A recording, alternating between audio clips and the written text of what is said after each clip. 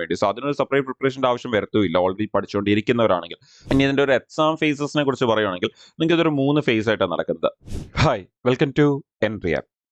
NABARD, National Bank for Agriculture and Rural Development. നമ്മുടെ rural ബാങ്ക്സിലേക്ക് വരുമ്പോൾ അതിൻ്റെ ഏറ്റവും ടോപ്പ് ബോഡിയാണ് നമ്മുടെ ഈ ഒരു നബാർഡ് എന്ന് പറയുന്നത്. അപ്പോൾ ഈ ഒരു നബാർഡ് എന്ന് പറയുന്നത് നമ്മുടെ ബാങ്കിങ് സെക്ടറിൻ്റെ അണ്ടറിലാണ് വരുന്നത്. ആൻഡ് ഈ ഒരു ബാങ്കിങ് സെക്ടറിൻ്റെ അണ്ടറിൽ വരുന്ന വൺ ഓഫ് ദി ഏറ്റവും നല്ല ജോബ് ഓപ്പർച്യൂണിറ്റി ആണ് നമ്മുടെ നബാർഡിൻ്റെ ഗ്രേഡ് എ അസിസ്റ്റന്റ് മാനേജർ എന്ന് പറയുന്നത്. നമ്മുടെ ബാങ്ക് എക്സാംസിലേക്കൊക്കെ വരുമ്പോൾ നമുക്കവിടെ 1,00,000 രൂപയുടെ മേളിൽ സാലറി വരുന്ന വളരെ കുറച്ച് പോസ്റ്റുകളാണ് നമുക്ക് ഇപ്പോൾ കറൻ്റ്ലി നമുക്കുള്ളത്. നിങ്ങൾക്ക് അറിയാവുന്ന പോലെ തന്നെ നമ്മുടെ റിസർവ് ബാങ്ക് ഓഫ് ഇന്ത്യയുടെ ഗ്രേഡ് ബി എന്ന് പറയുന്ന പോസ്റ്റ് ഉണ്ട്. അതുപോലെ നബാർഡിന്റെ ഗ്രേഡ് എ ഉണ്ട്.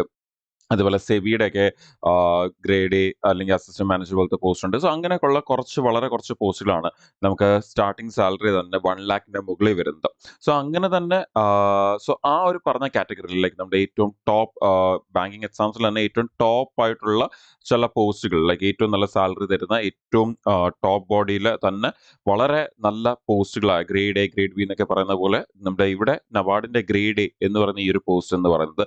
അപ്പോൾ ഇതിൽ വരുന്ന ഒരു ഓപ്പർച്യൂണിറ്റീസ് ഇത് എല്ലാ വർഷവും നമുക്ക് വിളിക്കുന്ന ഒരു എക്സാം കൂടിയാണ്. ഇപ്പം ബാങ്ക് എക്സാംസിനൊക്കെ പ്രിപ്പയർ ചെയ്തുകൊണ്ടിരിക്കുന്നവർ കുറേ നാളായിട്ടെങ്കിലും പ്രിപ്പയർ ചെയ്തുകൊണ്ടിരിക്കുന്നവരാണെങ്കിൽ അവർക്കൊരു ഐഡിയ കാണും ദാറ്റ് ഈ നബാർഡിന്റെ എക്സാം വിളിക്കാറുണ്ട് അല്ലെങ്കിൽ ഇങ്ങനെ ഒരു എക്സാം ഉണ്ട് എന്നുള്ളത് ഒരു ഐഡിയ ഉണ്ടായിരിക്കും. പക്ഷെ എനിക്ക് തോന്നുന്നു ഇപ്പൊ പഠിച്ച് തുടങ്ങുന്നവരാണെങ്കിൽ ചിലപ്പോൾ അവർക്ക് അറിയാത്ത ഒരു എക്സാം കൂടിയായിരിക്കും നബാർഡിന്റെ ഈ ഒരു എക്സാം എന്ന് പറയുന്നത്. അപ്പോൾ ഈ ഒരു എക്സാമിനെ കുറിച്ചാണ് നമ്മൾ ഇന്ന് ഈ ഒരു സെഷനിൽ ഡിസ്കസ് ചെയ്യാൻ പോകുന്നത്. ജസ്റ്റ് ഇതിനെ കുറിച്ചൊരു ഐഡിയ നമ്മളൊന്ന് മനസ്സിലാക്കുക ദാറ്റ് ഈ ഒരു എക്സാം നമുക്ക് വിളിക്കാറുണ്ടെന്നുള്ളതും അതിന്റെ ഒരു ബേസിക് ആയിട്ടുള്ള അറിഞ്ഞിരിക്കേണ്ട കുറച്ച് കാര്യങ്ങളും. സോ ദാറ്റ് നമുക്ക് ഒരു ലോങ് ടേം ഗോളൊക്കെ ആയിട്ട് നമുക്ക് ഒരു പ്ലാൻ ചെയ്യാൻ പറ്റുന്ന ഒരു വളരെ നല്ല എക്സാം ആണ് നബാർഡ് എക്സാം എന്ന് പറയുന്നത്. ഓൾറെഡി പ്രിപ്പയർ ചെയ്തുകൊണ്ടിരിക്കുന്നവരാണെങ്കിൽ ശരി, ഇനി പ്രിപ്പയർ ചെയ്യാൻ പോകുന്നവരായാലും ഇപ്പോൾ റേസിൽ സ്റ്റാർട്ട് ചെയ്തവർക്കൊക്കെ തന്നെ ഒരു ലോങ് ടേം ഗോളായിട്ട് കീപ്പ് ചെയ്തുകൊണ്ട് സൈഡിൽ പ്രിപ്പയർ ചെയ്യാൻ പറ്റുന്ന നല്ലൊരു എക്സാം ആണ് നബാർഡ് എന്ന് പറയുന്നത്. ആൻഡ് മോർ ഓവർ നമ്മൾ നേരത്തെ തുടക്കത്തിൽ പറഞ്ഞ പോലെ തന്നെ ഈ ഒരു എക്സാമിനെ കുറിച്ച് അറിയാവുന്ന ആൾക്കാർ വളരെ കുറവാണ്. ഇനി അറിയാവുന്ന ആൾക്കാരുണ്ടെങ്കിൽ എല്ലാവരും എഴുതാറില്ല. അതുകൊണ്ട് അത് അത്രയും പാഷനേറ്റ് ആയിരിക്കണം, അങ്ങനെയുള്ള കുറച്ച് കാര്യങ്ങൾ വരുന്നുണ്ട്. പിന്നെ അത് കൂടാതെ തന്നെ നമുക്കിവിടെ കൂടുതലും അഗ്രികൾച്ചർ റിലേറ്റ് ചെയ്യുന്നതാണ്. അപ്പോൾ അതുമായിട്ട് റിലേറ്റ് ചെയ്യുന്ന ഡിഗ്രി എടുത്തവരാണെങ്കിൽ അവർക്ക് കുറച്ചുകൂടി ആഡഡ് അഡ്വാൻറ്റേജാണ്. പക്ഷേ ആ ഒരു ഡിഗ്രി ഉള്ളവർക്ക് മാത്രമേ എഴുതാൻ പറ്റുമോ എന്ന് ചോദിച്ചു കഴിഞ്ഞാൽ അങ്ങനല്ല. നമുക്കത് ജനറൽ ആയിട്ട് എഴുതാൻ പറ്റുന്ന പോസ്റ്റുകളും നമുക്ക് അവിടെ വരുന്നുണ്ട്. പക്ഷേ വേക്കൻസീസ് കുറവായിരിക്കും because NABARD grade A post ആണത്. അപ്പോൾ അസിസ്റ്റന്റ് മാനേജർ അല്ലെങ്കിൽ ഗ്രേഡ് എ പോസ്റ്റ് ഏറ്റവും ടോപ്പ് ലെവൽ പോസ്റ്റ് ആണ്. അപ്പോൾ അതുകൊണ്ട് തന്നെ അവിടെ വേക്കൻസീസ് കുറവായിരിക്കും. നമ്മൾ സാധാരണ ഒരു ബാങ്ക് എക്സാമിന് വിളിക്കുന്ന PO പോലെ നമുക്ക് 4,000 വേക്കൻസി അല്ലെങ്കിൽ 2,000 വേക്കൻസി 3,000 വേക്കൻസീസ് ഒന്നും ഇവിടെ കാണത്തില്ല. നമുക്കിവിടെ വളരെ കുറച്ച് വേക്കൻസിയൊക്കെ വിളിക്കുന്നുണ്ട്. നിങ്ങൾക്കറിയാം നമ്മൾ ഇപ്പോൾ ഒരു എന്താ പറയുക നമ്മുടെ IBPSന്റെ ഒരു PO എടുക്കുന്നതും നമ്മുടെ റിസർവ് ബാങ്ക് ഓഫ് ഇന്ത്യയിലെ ഗ്രേഡ് ബി വിളിക്കുന്നതും രണ്ടും നമ്മൾ നോക്കി കഴിഞ്ഞ് കഴിഞ്ഞാൽ അവിടെ വേക്കൻസിയുടെ ഒരു ഡിഫറൻസ് നമുക്കറിയാം. അതേപോലെ തന്നെ ഇതും ഒരു എന്താ പറയുക നബാർഡ് എന്ന് പറഞ്ഞു കഴിഞ്ഞാൽ നമുക്ക് എല്ലാ ഒരു മുക്കിന് മൂലയിലുള്ള ഒരു ബാങ്ക് അല്ല. അപ്പോൾ അതുകൊണ്ട് തന്നെ നമുക്ക് അവിടെ വരുന്ന വേക്കൻസീസ് എന്തായിരിക്കും വളരെ കുറവായിരിക്കും. അപ്പോൾ അതുകൊണ്ട് തന്നെ നമ്മൾ തുടക്കത്തിൽ പറഞ്ഞ പോലെ തന്നെ ഒന്ന് ആ ഒരു എക്സാമിന് വേണ്ടി പാഷനേറ്റ് ആയിട്ടുള്ള ആൾക്കാർ കുറവായിരിക്കും. ആ ഒരു എക്സാമിനെ കുറിച്ച് അറിയാവുന്ന ആൾക്കാർ വളരെ കുറവായിരിക്കും. അതൊരു വളരെ ഇമ്പോർട്ടന്റ് ഫാക്ടറാണ്. ഈ അറിയാവുന്നവർ വളരെ കുറവായിരിക്കും എക്സാമിനെ കുറിച്ച്. അതേപോലെ തന്നെ ഇതിന് വേണ്ടിയുള്ള പ്രിപ്പറേഷൻ പെട്ടെന്ന് നമ്മൾ സാധാരണ ഒരു ബാങ്ക് എക്സാം 3 മാസം 5 മാസം പ്രിപ്പയർ ചെയ്ത് പോയി എഴുതുന്ന കണക്ക് ഒരു പ്രിപ്പറേഷൻ അല്ല ഇതിന് വേണ്ടിയത്. കുറച്ചുകൂടി ഒരു ലോങ് ടേം പ്രിപ്പറേഷൻ, കുറച്ചുകൂടി ഫോക്കസ് ചെയ്തുള്ള ഒരു പ്രിപ്പറേഷൻ ആണ് നമുക്ക് വേണ്ടിയത്. പക്ഷെ ആദ്യമേ നമുക്ക് ഈ എക്സാം ഇങ്ങനെ ഒരു എക്സാം ഉണ്ടെന്ന് അറിയണം, അതിനെക്കുറിച്ച് മനസ്സിലാക്കണം. എന്നിട്ട് ഒരു സൈഡിൽ കൂടെ നമ്മളത് കുറച്ച് സമയമെങ്കിലും അതിന് വേണ്ടി കൊടുത്തുകൊണ്ട് നമുക്ക് പ്രിപ്പയർ ചെയ്യാൻ പറ്റും. പിന്നെ തുടക്കത്തിൽ പറഞ്ഞ പോലെ തന്നെ ചില സ്പെസിഫിക് ഡിഗ്രീസ് എടുത്ത ആൾക്കാരാണെങ്കിൽ അവർക്ക് കുറച്ചുകൂടി ആഡഡ് അഡ്വാൻറ്റേജ് ഉണ്ട്. എസ്പെഷ്യലി റിലേറ്റഡ് ടു അഗ്രികൾച്ചർ എടുത്തവരാണെങ്കിൽ അവർക്ക് കുറച്ചുകൂടി ആഡഡ് അഡ്വാൻറ്റേജുകൾ പിന്നെയും ഉണ്ട്. അപ്പോൾ അവർക്ക് എഴുതാൻ പറ്റുന്നതായിട്ട് അപ്ലൈ ചെയ്യാൻ പറ്റുന്ന പോസ്റ്റുകളുടെ എണ്ണവും കൂടുതലായിരിക്കും. അപ്പോൾ അവർക്ക് അത് ക്രാക്ക് ചെയ്യാൻ കുറച്ചുകൂടി എളുപ്പമായിരിക്കും. ബിക്കോസ് അവർക്ക് പഠിക്കുന്ന കാര്യങ്ങളിലായാലും അവർ ഓൾറെഡി അവരുടെ ഡിഗ്രിയുടെ ഭാഗമായിട്ട് പഠിച്ചിട്ടുള്ള കുറേ കാര്യങ്ങൾ ഇവിടെ വരുന്നുണ്ട്. പിന്നെ തുടക്കത്തിൽ പറഞ്ഞ പോലെ തന്നെ അവർക്ക് മാത്രമേ എഴുതാൻ പറ്റത്തുള്ളൂ എന്ന് ചോദിച്ചാൽ ഒരിക്കലും അങ്ങനല്ല. ഈ ഒരു അഗ്രികൾച്ചർ ഡിഗ്രി ഇല്ലാത്തവർക്ക് എന്ത് ചെയ്യാൻ പറ്റും, ഈ ഒരു എക്സാമിൽ അപ്ലൈ ചെയ്യാൻ പറ്റും. അങ്ങനെയുള്ള കുറേ പോസ്റ്റുകളുണ്ട്. അതിനെക്കുറിച്ച് നമുക്ക് ഡിസ്കസ് ചെയ്യാം. സോ വൺസ് അഗൈൻ എല്ലാവരെയും വെൽക്കം ചെയ്യുന്നു എൻട്രി ആപ്പിലേക്ക്. അപ്പോൾ നമ്മൾ ഈ സെഷനിൽ ഡിസ്കസ് ചെയ്യുന്നത് വരാനിരിക്കുന്ന നബാർഡിന്റെ എക്സാമിനെ കുറിച്ച്. അപ്പം ഒന്ന് നമുക്ക് ഡൗട്ട് വരുന്നത് ഇത് എപ്പോഴാണ് വിളിക്കുന്നത് എന്നുള്ളൊരു ഡൗട്ട് വരുന്നത്. സോ ഇതിനങ്ങനെ കറക്റ്റായിട്ട് വിളിക്കുന്ന ഒരു സമയമൊന്നുമില്ല. ലൈക്ക് ആ ഒരു വർഷത്തിൽ എപ്പോഴെങ്കിലും ആയിട്ടായിരിക്കും ഇത് വിളിക്കുന്നത്. പിന്നെ ഇതിൽ ചെറിയ ചെറിയ ചേഞ്ചസ് ഒക്കെ ഇപ്പോൾ ലാസ്റ്റ് ഇയർ കൊണ്ടുവന്നിട്ടുമുണ്ട്. നമുക്കറിയാം ബാങ്ക് എക്സാംസിൽ ഒരുപാട് ചേഞ്ചസ് വന്നുകൊണ്ടിരിക്കുന്ന ഒരു സമയം കൂടിയാണ്. അപ്പോൾ നബാഡിന്റെ കഴിഞ്ഞ വട്ടത്തെ എക്സാം നമുക്ക് വിളിച്ചത് നവംബറിലായിരുന്നു. അപ്പോൾ ആ ഒരു ടൈം ലൈന് നമുക്ക് ചെക്ക് ചെയ്യാം. ഈ വർഷവും നമുക്ക് ഉടനെ ഇനി വിളിക്കത്തില്ലായിരിക്കും. നമുക്ക് ഈ പറഞ്ഞ പോലെ ഒരു ഈ ഒരു 2026 പകുതി കഴിഞ്ഞിട്ടായിരിക്കും നമുക്ക് ഈ ഒരു നോട്ടിഫിക്കേഷൻ വരാൻ സാധ്യതയുള്ളത്. സോ അതുകൊണ്ട് തന്നെ അത്യാവശ്യം ഒരു എന്താ പറയുക, ഒരു എങ്ങനെയായാലും ഒരു 8 മന്ത്സ് സമയം എന്തായാലും ഈ ഒരു എക്സാമിന് വേണ്ടി കിട്ടും എന്ന് നമുക്ക് എക്സ്പെക്ട് ചെയ്യാൻ പറ്റും. അപ്പോൾ ഓൾറെഡി പഠിച്ചുകൊണ്ടിരിക്കുന്നവർക്കൊക്കെ ആണെങ്കിലോ, നേരത്തെ ഞാൻ തുടക്കത്തിൽ പറഞ്ഞ പോലെ തന്നെ ഓൾറെഡി അഗ്രികൾച്ചറൊക്കെ പഠിച്ചിട്ടുള്ളവർക്കൊക്കെ ആണെങ്കിൽ ആൻഡ് ഈവൻ ആദ്യമായിട്ട് പഠിക്കുന്നവർക്കായാലും ഒരു 8 മന്ത്സ് ടൈം എന്തായാലും ഉണ്ട്. സോ അതുകൊണ്ട് ആ ഒരു 8 മന്ത്സിന്റെ അകത്ത് ഇതിനു വേണ്ടി പ്രിപ്പയർ ചെയ്യാവുന്നതേ ഉള്ളൂ. നമ്മുടെ ബാക്കിയുള്ള ബാങ്ക് എക്സാംസ്, ഇൻഷുറൻസ് എക്സാംസിനൊക്കെ വേണ്ടി പ്രിപ്പയർ ചെയ്യുന്നതിന്റെ കൂടെ ഒരു സമയം എന്തിനു വേണ്ടി മാറ്റിവെക്കാം, ഇതിനു വേണ്ടി മാറ്റിവെക്കാം. പിന്നെ മോർ പാഷനേറ്റ് ആയിട്ടുള്ള ആൾക്കാർക്ക് കുറച്ചധികം സമയം മാറ്റി വെച്ചുകൊണ്ട് അതിനുവേണ്ടി നല്ലപോലെ പ്രിപ്പയർ ചെയ്യാനും പറ്റും. അപ്പോൾ എന്തൊക്കെയാണ് ഈ നബാർഡിന്റെ എക്സാമിൽ വരുന്നത്, എന്താണ് ഈ സംഭവം എന്നുള്ളത് നമുക്കൊന്ന് മനസ്സിലാക്കാം. ഫസ്റ്റ് ഓഫ് ഓൾ നമ്മുടെ നബാർഡ് എന്ന് പറയുന്നത് നമ്മൾ നേരത്തെ പറഞ്ഞല്ലേ, നമ്മുടെ ഒരു India's rural development power house ആണ് എന്നൊക്കെ നമുക്ക് പറയാം, ബാങ്കിങ് ഫിനാൻസ് സെക്ടറിലേക്ക് വരുമ്പോഴത്തേന്. അപ്പോൾ നമ്മൾ പറഞ്ഞത് national Bank for Agriculture and Rural development, agriculture rural development ആണ് ഇത് ഫോക്കസ് ചെയ്യുന്നത്. 1982 എസ്റ്റാബ്ലിഷ് ആയിട്ടുള്ളത്. അപ്പോൾ നമ്മൾ നേരത്തെ തുടക്കത്തിൽ പറഞ്ഞ പോലെ തന്നെ നമ്മുടെ ഈ ഒരു റൂറൽ ഡെവലപ്മെന്റ് ഏറ്റവും ടോപ്പ് ലെവൽ ബാങ്ക് ആണ്, ടോപ്പ് ബോഡിയാണ്, നമ്മുടെ അപെക്സ് ബോഡിയാണ് ഈ ഒരു നബാർഡ് എന്ന് പറയുന്നത്. അപ്പോൾ മെയിൻലി നബാർഡിന്റെ ജോബ് എന്ന് പറയുന്നത് നമ്മുടെ ഒരു സസ്റ്റൈനബിൾ ട്രാൻസ്ഫോർമേഷൻ, ഡെവലപ്മെന്റ്, ഇങ്ങനെയുള്ള കാര്യങ്ങളൊക്കെയാണ് അത് ഫോക്കസ് ചെയ്യുന്നത്. ഇനി അതിന് വേണ്ടിയുള്ള പോളിസീസ് ഒക്കെ ഫ്രെയിം വർക്ക് ചെയ്യുക, അങ്ങനെയൊക്കെയുള്ള കാര്യങ്ങളൊക്കെ തന്നെ അവിടെ വരുന്നുണ്ട്. ഇനി നമ്മുടെ നബാർഡിന്റെ ഗ്രേഡ് എ ഓഫീസിലേക്ക് വരുമ്പോൾ നിങ്ങൾക്ക് ഇവിടെ വായിച്ച് നോക്കാൻ പറ്റും, നമ്മുടെ അസിസ്റ്റന്റ് മാനേജറിന്റെ പോസ്റ്റ് ആണ് വരുന്നത്. അപ്പോൾ ഈ ഒരു നബാർഡിന്റെ ഓപ്പറേഷൻസ് ഒക്കെ തന്നെ മാനേജ് ചെയ്യുക, അതിന്റെ ഒരു ബാക്ക് ബോൺ അതാണ് നമ്മുടെ ഈ പറയുന്ന ഗ്രേഡ് എ ഓഫീസർ എന്ന് പറയുന്നത്. അവിടെ ഒരുപാട് ചെറിയ കാര്യങ്ങളോട്ട് വലിയ കാര്യങ്ങൾ വരെ ആയിരിക്കും ഈ ഒരു നബാർഡിന്റെ ഗ്രേഡ് എ ഓഫീസർ അല്ലെങ്കിൽ അസിസ്റ്റന്റ് മാനേജർ നോക്കുന്നത്. അപ്പോൾ ഇവിടെ നമുക്ക് വരുമ്പോഴത്തേക്കും നിങ്ങൾക്കറിയാം, ഒരു ജോബ് റോൾ എന്ന് പറയുന്നത് വളരെ എന്താ പറയുക, ഈ ഫിനാൻസുമായിട്ടും അതുപോലെ റൂറൽ ഡെവലപ്മെന്റ് ഒക്കെ അങ്ങനെയൊക്കെ കുറച്ചുകൂടി പാഷനേറ്റ് ആയിട്ടുള്ള ആൾക്കാർ അങ്ങനത്തെ ഏരിയസിൽ പോയി വർക്ക് ചെയ്യണം എന്ന് ഇവൻ ആഗ്രഹിക്കുന്ന ആൾക്കാർ കാണും. അതുകൂടാതെ റൂറൽ ഡെവലപ്മെന്റിനൊക്കെ വേണ്ടി. പക്ഷെ അത് കൂടാതെ തന്നെ ആസ് എ ഗവൺമെന്റ് ജോബ്, പിന്നെ ഒരു വളരെ ബാങ്കിങ് സെക്ടറിൽ തന്നെ വളരെ നല്ലൊരു പോസ്റ്റാണ് നമ്മുടെ ഈ ഒരു നബാർഡിന്റെ ഗ്രേഡ് എ അസിസ്റ്റന്റ് മാനേജർ എന്ന് പറയുന്നത്. ഈ ഒരു പോസ്റ്റ് നിങ്ങൾക്കറിയാം, ഗവൺമെന്റ് ജോബ് ആയിട്ട് ജോബ് സെക്യൂരിറ്റി, സാലറിയുടെ കാര്യം നമ്മൾ ഓൾറെഡി പറഞ്ഞു കഴിഞ്ഞു. അപ്പൊ അങ്ങനെയുള്ള ഒരുപാട് കാര്യങ്ങൾ നമുക്ക് ഇവിടെ വരുന്നുണ്ട്. ഇതുകൂടാതെ കുറെ ട്രാവൽ അക്രോസ് ഇന്ത്യ, അങ്ങനെയുള്ള കാര്യങ്ങളൊക്കെ തന്നെ വരുന്നുണ്ട്. റൂറൽ ഡെവലപ്മെന്റും റൂറൽ കമ്മ്യൂണിറ്റീസിനും ഒക്കെ ആയിട്ട് കോൺടാക്റ്റിൽ വരിക, അവരുമായിട്ട് ട്രാവൽ ചെയ്യുക, അവരുമായിട്ട് ഡിസ്കസ് ചെയ്യുക, അവരുടെ ഡെവലപ്മെന്റിന് വേണ്ടി ഫോക്കസ് ചെയ്യുക, ഇങ്ങനെയൊക്കെയുള്ള കാര്യങ്ങളൊക്കെയാണ് നമുക്ക് ഇവിടെ നബാർഡിന്റെ ഗ്രേഡ് അസിസ്റ്റന്റ് മാനേജറിന്റെ ഒരു പോസ്റ്റിന് അണ്ടറിലെ ജോബ് റോളിന്റെ അകത്ത് വരുന്നതെന്ന് വേണമെങ്കിൽ നമുക്ക് അവിടെ പറയാം. ഇനി ഞാൻ നേരത്തെ പറഞ്ഞ പോലെ തന്നെ നമുക്ക് ഇതിന്റെ ടൈം ലൈൻ ഒന്ന് മനസ്സിലാക്കാം. ഇപ്പൊ ലാസ്റ്റ് ഇയറിൽ നടന്ന എക്സാം വെച്ചോണ്ട് നമ്മുടെ ഏറ്റവും അവസാനത്തെ നോട്ടിഫിക്കേഷൻ വന്നത് നിങ്ങൾക്ക് കാണാൻ പറ്റും, നവംബർ 2025 ഒഫീഷ്യൽ നോട്ടിഫിക്കേഷൻ വന്നത്.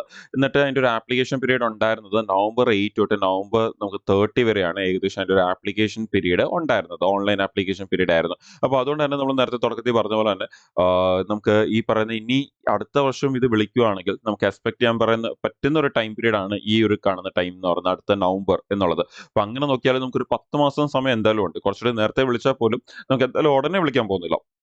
അപ്പൊ അതോടെ തന്നെ നമുക്ക് കുറച്ചുകൂടി നേരത്തെ വിളിച്ചാൽ പോലും നമുക്ക് മേ ബി അതെന്ന് പറയുന്നത് ഒരു വിളിക്കാൻ സാധ്യതയുള്ളത് നമുക്കൊരു ഏകദേശം ഒരു 8 മാസം കഴിഞ്ഞ് എപ്പോൾ വേണമെങ്കിലും നമുക്ക് നോട്ടിഫിക്കേഷൻ വരാം. സോ ഒരു 8 മന്ത്സ് എന്തായാലും ഉണ്ട്. കഴിഞ്ഞ വർഷത്തെ ടൈം ലൈൻ വെച്ച് നോക്കുകയാണെങ്കിൽ നമുക്ക് 10 മന്ത്സ് എന്തായാലും നമുക്ക് അവിടെ കിട്ടുന്നുണ്ട് ഈ ഒരു എക്സാമിന് വേണ്ടി. ആൻഡ് പ്രിലിംസ് എക്സാം നടന്നത് ഡിസംബറിലായിരുന്നു, മെയിൻസ് എക്സാം നടന്നത് ജനുവരിയിൽ ആണ് നമുക്ക് ഇനി നടക്കാൻ പോകുന്നത്. അതുകൂടാതെ അത് കഴിഞ്ഞ് ഇന്റർവ്യൂ കാണും, ബിക്കോസ് ഓഫീസർ ആണ്, അതുകൊണ്ട് തന്നെ ഉറപ്പായിട്ട് ഇന്റർവ്യൂ കാണും. പക്ഷേ ഇതിനെക്കുറിച്ച് ഡീറ്റെയിൽ ആയിട്ട് നമുക്ക് അറിയണമെങ്കിൽ, അല്ലെങ്കിൽ ഇതിന്റെ ഒരു അപ്ഡേറ്റ്സ് ഒക്കെ അറിയണമെങ്കിൽ നമ്മൾ നബാർഡിന്റെ വെബ്സൈറ്റ് ഉണ്ട്, ആ വെബ്സൈറ്റ് നമ്മൾ ചെക്ക് ചെയ്തോടെ ഇരിക്കണം. അല്ലെങ്കിൽ നമ്മൾ ഈ പറയുന്ന പോലെ നോട്ടിഫിക്കേഷൻ ഒക്കെ വരുന്ന സമയത്തായാലും അതിനെക്കുറിച്ചുള്ള അപ്ഡേറ്റ്സ് വരുന്ന സമയത്തായാലും ഈ ഒരു ചാനൽ ത്രൂ നിങ്ങളുമായിട്ട് ഷെയർ ചെയ്യുകയും ചെയ്യും. ബിക്കോസ് ഇതിൻ്റെയൊക്കെ നോട്ടിഫിക്കേഷൻ വരുമ്പോൾ നമ്മളെ ചാനലിൽ ലൈവായിട്ട് തന്നെ നിങ്ങളുമായിട്ട് ഈ ഒരു ഡീറ്റെയിൽസ് ഷെയർ ചെയ്യാറുമുണ്ട്. സോ അതാണ് നിങ്ങൾക്ക് ചാനൽ, ഈ ഒരു യൂട്യൂബ് ചാനൽ കറക്റ്റായിട്ട് ഫോളോ ചെയ്യാം. ഈ ഒരു എക്സാം അല്ല, ഇതേപോലെ വിളിക്കുന്ന വേറെയും ചെറിയതും വലുതുമായിട്ടുള്ള എല്ലാ എക്സാംസിനെ കുറിച്ചുള്ള അപ്ഡേറ്റ്സ് നമ്മൾ ഈ ഒരു ചാനൽ വഴി ഷെയർ ചെയ്യാറുണ്ട്. സോ ആദ്യമായിട്ടൊക്കെ കാണുന്നവരാണെങ്കിൽ ഉറപ്പായിട്ടും ചാനൽ ഫോളോ ചെയ്യുക.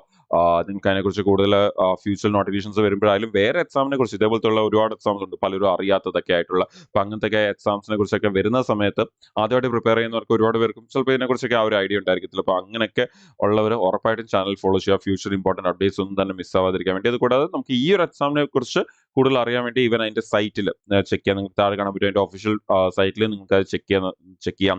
അതിനെ ബുക്ക് മാർക്ക് ചെയ്ത് വെച്ച് ഇടയ്ക്കിടയ്ക്ക് നിങ്ങൾക്ക് അത് ചെക്ക് ചെയ്ത് നോക്കാം. അങ്ങനെയൊക്കെയുള്ള കാര്യങ്ങൾ നിങ്ങൾക്ക് അവിടുന്ന് ചെയ്യാൻ പറ്റും.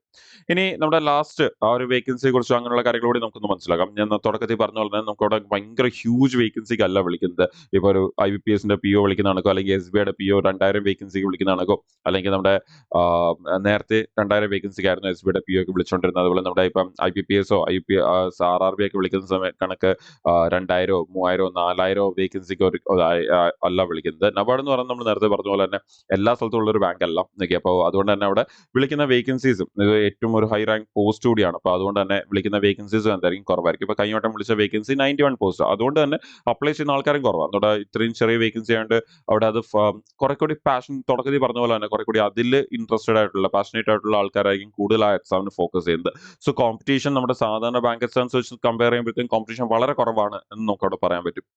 അപ്പോൾ നമുക്ക് അവിടെ വിളിക്കുന്ന പോസ്റ്റുകൾ എങ്ങനെയായിരുന്നു, ആ 91 പോസ്റ്റുകൾ എന്തൊക്കെ കാറ്റഗറിയിലാണ് വിളിക്കുന്നുള്ളതാണ് അവിടെ കൊടുത്തേക്കുന്നത്. നമ്മുടെ rural development banking service RDBS പോസ്റ്റുകൾ വിളിക്കാറുണ്ട്. പിന്നെ ലീഗൽ സർവീസ് എന്ന് പറഞ്ഞ 2 എണ്ണം, അത് നമുക്ക് ഈ പറഞ്ഞ ലീഗലുമായിട്ട് റിലേറ്റ് ചെയ്യുന്ന ലോ പഠിച്ചിട്ടുള്ളവർക്ക് വേണ്ടി. പിന്നെ നമ്മുടെ പ്രോട്ടോകോൾ ആൻഡ് സെക്യൂരിറ്റി റിലേറ്റ് ചെയ്യുന്ന 4 പോസ്റ്റുകൾ. ഇങ്ങനെയാണ് വിളിച്ചത്. മൊത്തം 91 പോസ്റ്റുകൾ. ഇനി നിങ്ങൾ അറിഞ്ഞിരിക്കേണ്ടതെന്ന് പറഞ്ഞു കഴിഞ്ഞാൽ, ഇപ്പോൾ നേരത്തെ പറഞ്ഞാൽ ഈ ഒരു 85 RDBS പോസ്റ്റ് എന്ന് പറയുമ്പോൾ അവിടെ നിങ്ങൾക്ക് കാണാൻ പറ്റും അത് finance, IT, agriculture, engineering, HR, legal, ഇങ്ങനെ കുറേ കാര്യങ്ങൾ ചേർത്തിട്ടാണല്ലോ. അപ്പോൾ നമുക്ക് സാധാരണ ആൾക്കാർക്ക് അത് അപ്ലൈ ചെയ്യാൻ പറ്റുമോ? നമ്മൾ മനസ്സിലാക്കേണ്ടതെന്ന് പറഞ്ഞാൽ ആ ഒരു 85 പോസ്റ്റുകളുടെ അകത്ത് ആദ്യം തന്നെ ഒരു ജനറൽ എന്ന് പറയുന്ന ഒരു കാറ്റഗറി ഉണ്ട്. ആ ജനറൽ എന്ന് പറയുന്ന കാറ്റഗറിയിൽ ഏതൊരു ഗ്രാജുവേറ്റ് ഉള്ള ഒരാൾക്കും അപ്ലൈ ചെയ്യാൻ പറ്റും. അപ്പോൾ ഈ കാണുന്ന ഒരു 91 പോസ്റ്റുകളിൽ ഏകദേശം അതിന്റെ പകുതി കൂടുതൽ ഈ ഒരു പോസ്റ്റാണ് വരുന്നത്. ഇപ്പോൾ ഫോർ എക്സാമ്പിൾ കൈവട്ടത് ഈ ഒരു 91 പോസ്റ്റിൽ എൻ്റെ ഓർമ്മ ശരിയാണെങ്കിൽ 48 പോസ്റ്റുകളാണ് ജനറലിൽ വരുന്നത്. എന്ന് പറഞ്ഞാൽ നിങ്ങൾക്കറിയാം 91ന്റെ ഹാഫിനേക്കാളും കൂടുതലാണ് നമ്മുടെ 48 എന്ന് പറയുന്നത്. അപ്പം നിങ്ങൾ ഈ നോട്ടിഫിക്കേഷൻ വരുന്ന സമയത്ത് ഇതിന് എത്ര വേക്കൻസി ആണോ ഉള്ളത്, ഇപ്പോൾ 100 വേക്കൻസി ആണോ ഉള്ളെങ്കിൽ ഉറപ്പാണ് അതിൽ 50 കൂടുതൽ പോസ്റ്റുകളോ ആർക്ക് അപ്ലൈ ചെയ്യാൻ പറ്റുന്നതായിരിക്കും.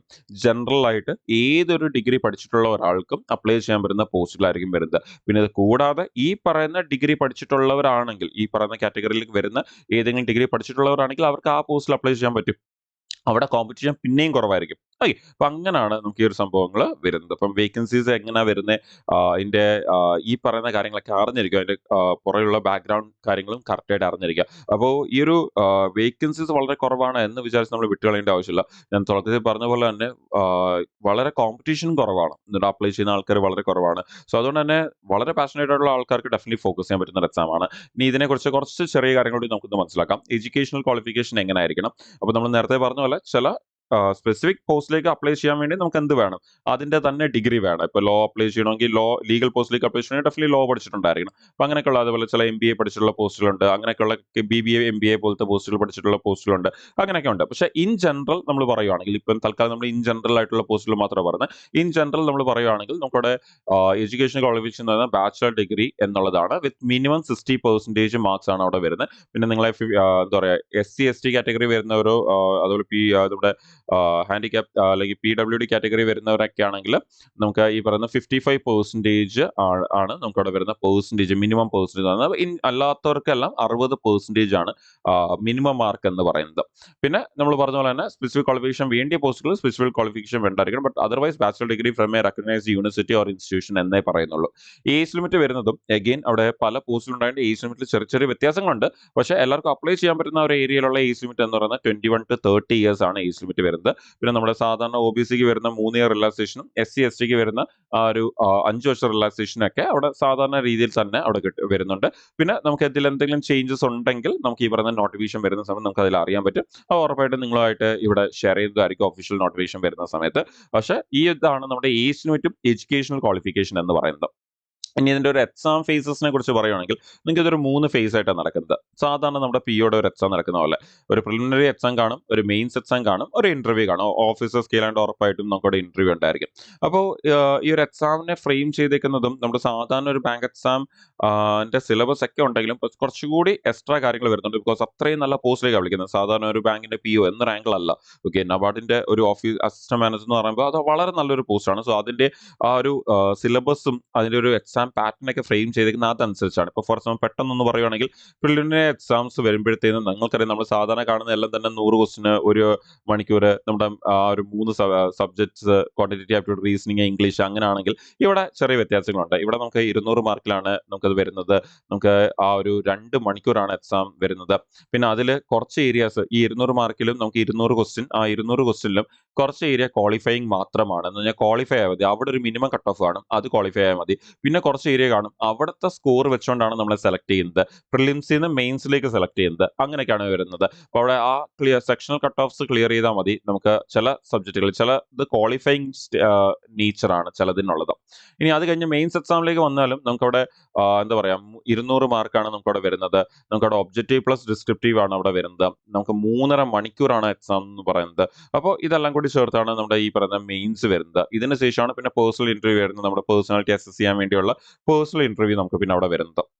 അപ്പോൾ ഇതാണ് നിങ്ങളുടെ അസിസ്റ്റന്റ് മാനേജർ ഗ്രേഡ് എ നബാർഡിന്റെ ആ ഒരു പ്രിലിമിനറി എക്സാമിൽ നമ്മൾ തുടക്കത്തിൽ പറഞ്ഞ ആ ഒരു ജനറൽ ആയിട്ടുള്ള പോസ്റ്റുകളില്ലേ, അതിലേക്ക് അപ്ലൈ ചെയ്യുന്ന എല്ലാവർക്കും എഴുതേണ്ടിയ ആ ഒരു എക്സാമിന്റെ പാറ്റേൺ ആണ് നിങ്ങൾ ഈ കാണുന്നത്. അപ്പം നിങ്ങൾക്ക് ഇത് സ്ക്രീൻഷോട്ട് എടുത്ത് വെക്കാം. അപ്പോൾ ഇതിലും നമ്മൾ തുടക്കത്തിൽ പറഞ്ഞ പോലെ ഈ reasoning, English, computer, quantitative aptitude ഈ ഒരു ഏരിയാസ് ഇവിടെ വരെയുള്ള ഓക്കെ, അതുപോലെ ഡിസിഷൻ മേക്കിംഗ് ഇവിടെ വരെയുള്ള ഈ ഒരു ഏരിയാസ് എല്ലാം തന്നെ ക്വാളിഫയിങ് നേച്ചറാണ്.